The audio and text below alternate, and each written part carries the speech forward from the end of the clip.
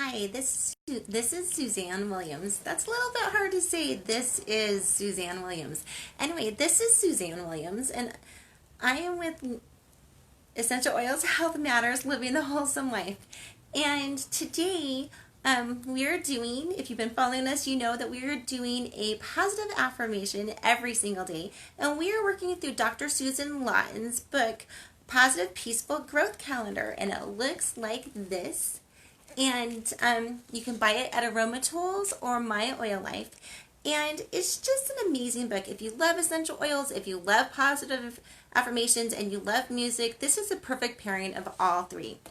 Okay, so if you followed us yesterday, you know that the affirmation for this week is I am saying yes to life. Super loving that affirmation. How did you say yes to life yesterday? And then the affirmation for today is I am saying yes to good ideas that are new from myself. Okay, so as I was thinking of that affirmation, I was thinking, well, if you're like me, sometimes you have a good idea and then you don't write it down. And you're like, oh, what was that idea? Like, I know that I had an idea and I don't really know. So everyone usually has, my advice is to write it down as soon as possible. Everyone usually has cell phones, right? And so I don't know whether you like to write good ideas down. Some people love just doing it on the memo of their the phone. I super love Wunderlist. The icon looks like it's a red box with a white star in it.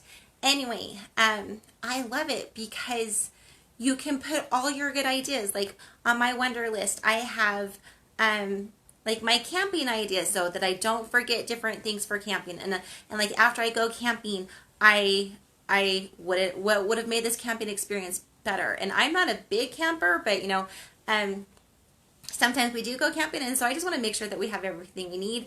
I also have a shopping list for my husband, who usually does most of the shopping, and I have birthday idea lists or Christmas lists. I have all of our the sizes of our family, like our shirt sizes and shoe sizes, pant sizes, dress sizes, whatever, so that if I'm out shopping, I can go and I know exactly what size I need to buy. Anyway, Wunderlist is amazing because you can make it as big as you want. Like honestly, it's like having a lot of pieces of paper and a lot of file folders and this big old file cabinet, and you can drill down into that file folder. You could have folders inside of folders. It's an amazing app. If you're someone who gets good ideas, or if someone that you want to keep everything in the same place, it's just an amazing app. Check it out. It's called Wunderlist again. You can get it from Play Store or wherever you get your apps. Anyway, so again, so the first thing I want to do is when we do get a good idea, let's write it down, and let's, if you're like me, let's do some type of follow-up. Maybe tell it to someone, like tell it to your spouse, tell it to your children, tell it to your best friend, and just say, hey, this is an idea I have. Would you mind following up with me at the end of the day, or at the end of the week, or the end of the year, or whatever. Maybe not at the end of the year. Like maybe if it's a big long goal, maybe do like a monthly follow-up. But I found that if we give someone permission to check up on us, it keeps us more focused. It gives us someone who's cheering us on, right? And who doesn't need someone who's cheering you on in your different goals? So that's the first thing I suggest is writing it down. The second thing I suggest is telling it to someone and giving them permission to follow up with you and just check on you and see how you're doing with the idea.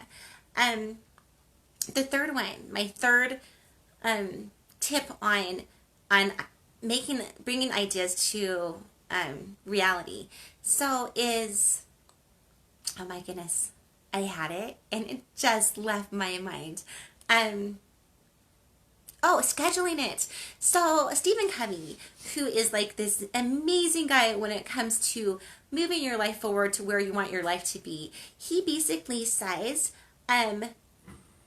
you should not.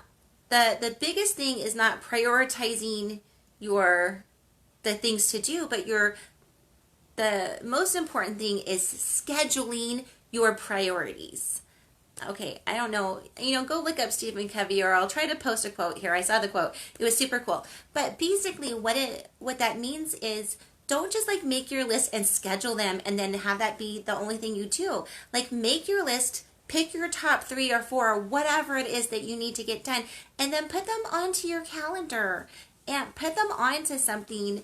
And then at the end of your calendar day, if you didn't get to them, just move the day for the following day or something. But let's schedule our priorities, and then let's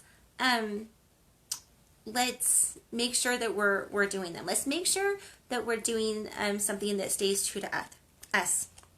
Anyway, and the last thing that I want to say on saying yes to good ideas is giving yourself that calm, private contemplation time, contemplation, meditation, prayer time, whatever you need, pondering time, to just sit and have a quiet place where your mind isn't on a lot of other things that you're doing, so that you do have a time to connect with God, to connect with yourself, and to see where God wants you to go, what God wants you to do, and to sense what you want, where you want you to go, and what you want you to do. So that quiet time, and maybe that should have been first on my list, but it wasn't. But definitely have that quiet time where you are connecting with God and yourself, so that you can get the ideas that will serve you best. And then I was listening to a talk the other day. It was this guy. He was quoting great. It was a general conference talk, because y'all know that I love general conference talks.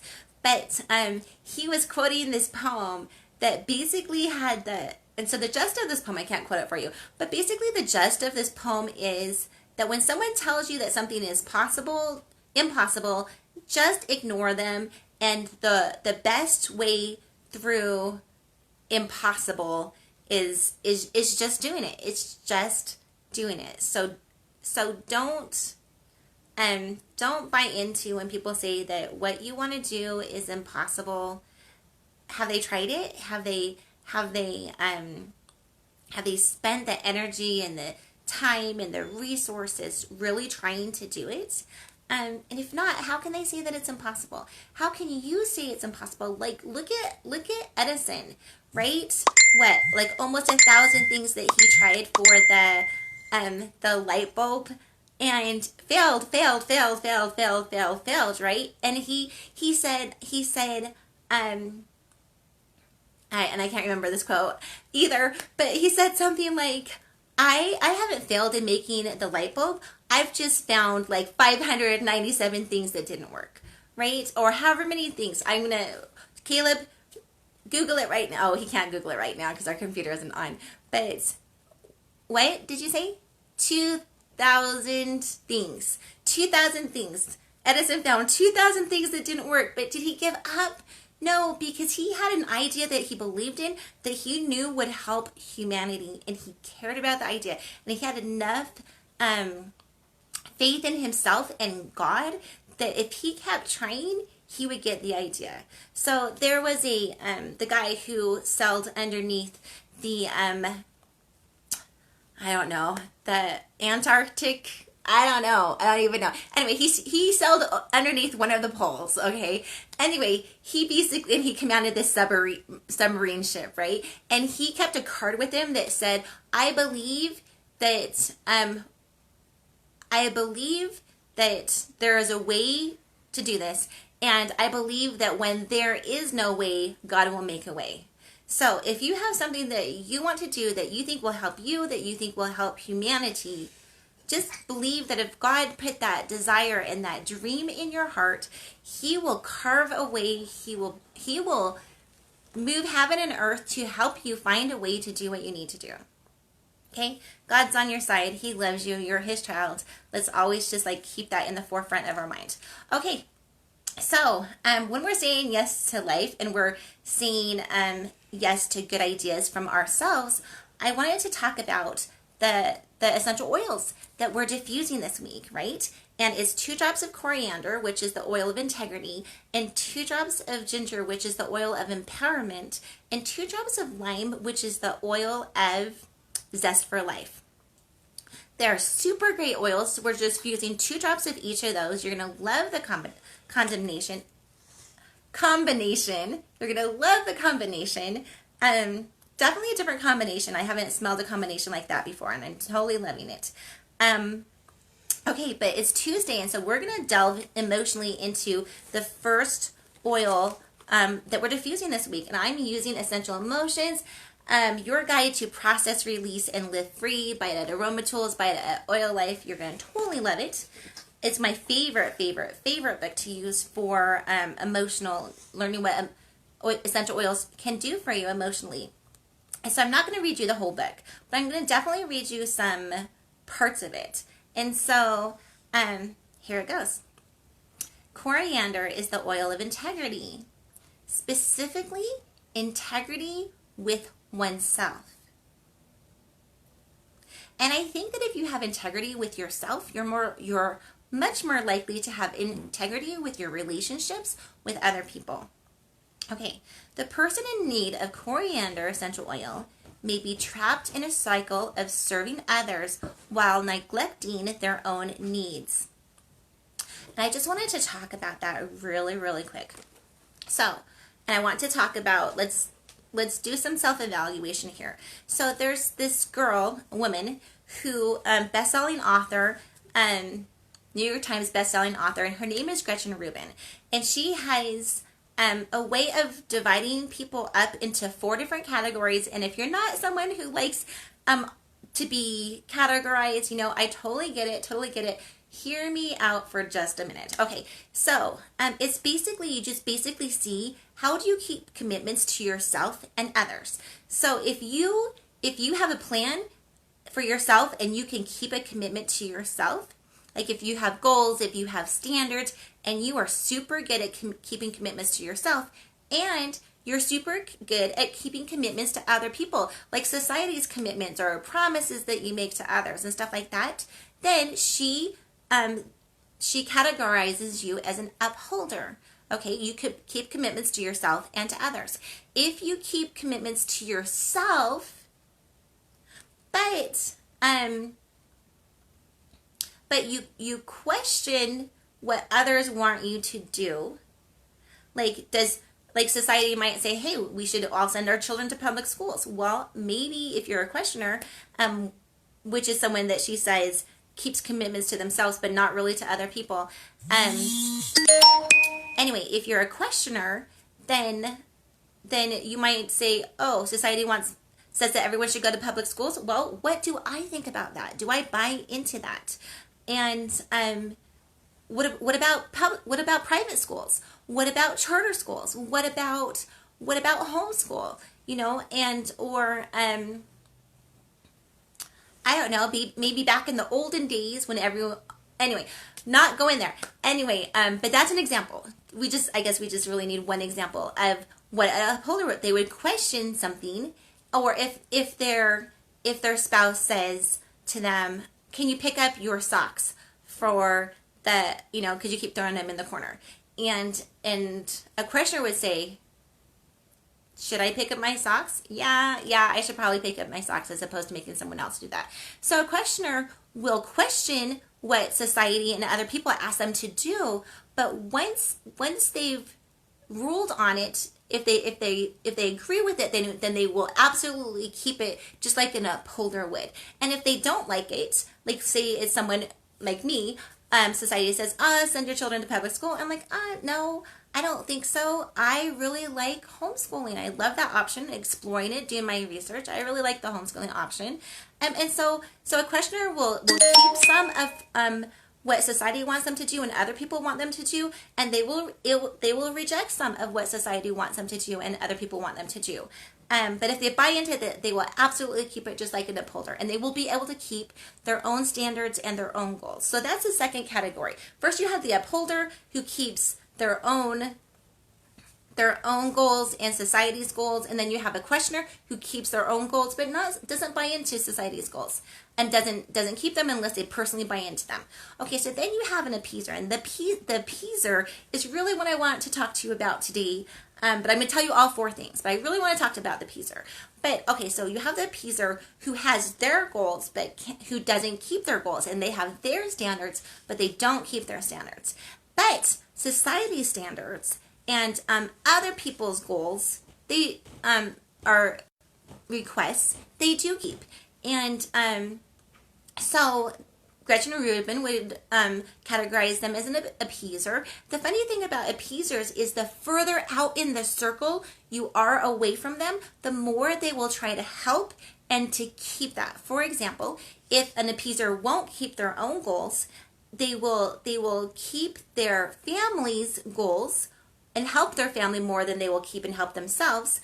They will help people at work more than and keep work standards more than they will keep family standards or help their family. And they will help a perfect stranger and keep like outer society standards way more than they will keep even work standards.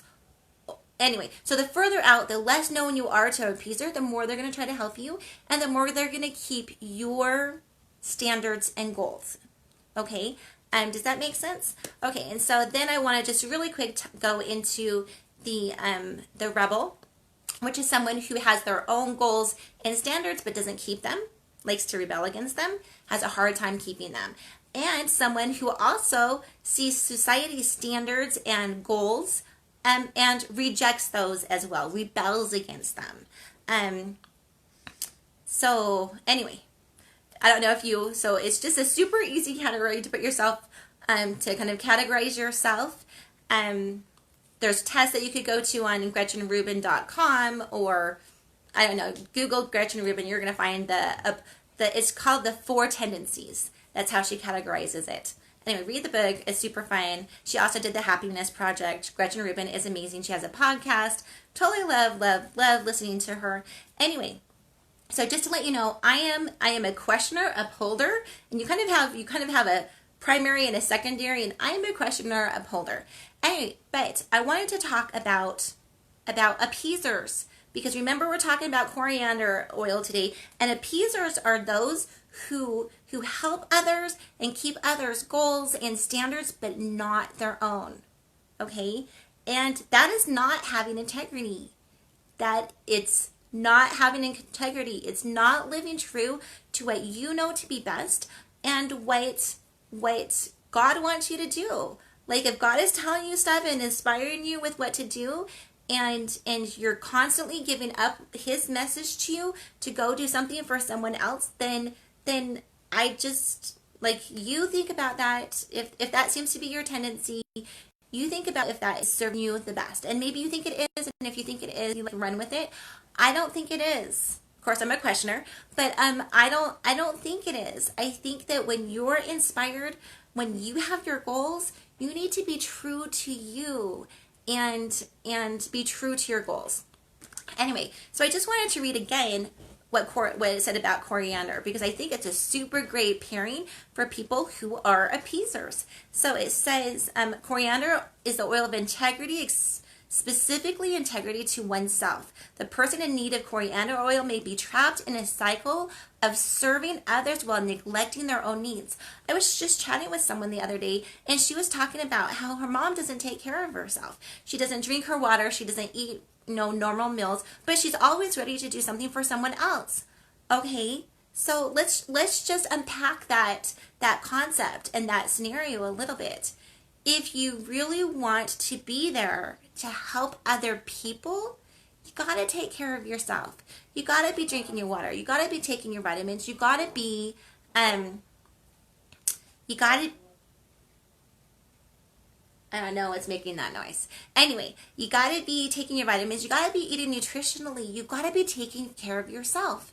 And I think that it's super easy for a lot of women or a lot of moms to constantly be giving up on their dreams or their goals, their desires, because they're trying to serve everyone. And that is wonderful. It's good to serve our families. It's good to serve our children. It's good to serve society. It's good, right? But we can't serve others at the sacrifice of doing what we were put here on earth to do. And we can't serve others at the sacrifice of neglecting ourselves. It just, if we do, we'll lose our health, we'll lose our happiness, we'll lose our joy, and we won't get done what we came down here on earth to do. Okay? So, I don't know. I'm not trying to convince you. I'm totally not, well, I don't want to convince you on, like, if that's what you love to do, go for it. But what I'm just saying is, I think that even Christ says that you should love your neighbors as yourself. He doesn't say love your neighbors and not yourself. He doesn't say love your neighbors instead of yourself. He as means to the same extent, right? Help other people, but help yourself. Help other people meet goals, but help yourself meet goals, because you were sent here for some amazing purpose. Are you leaving? Okay. Anyway, husband's about ready to get out the door. Okay, can you? Okay. Anyway, I don't think you can see that. He's totally trying to open the. Anyway, hopefully, who knows? If you see him, great. That's wonderful. Okay, so I just want to say that. That you are important. Okay, and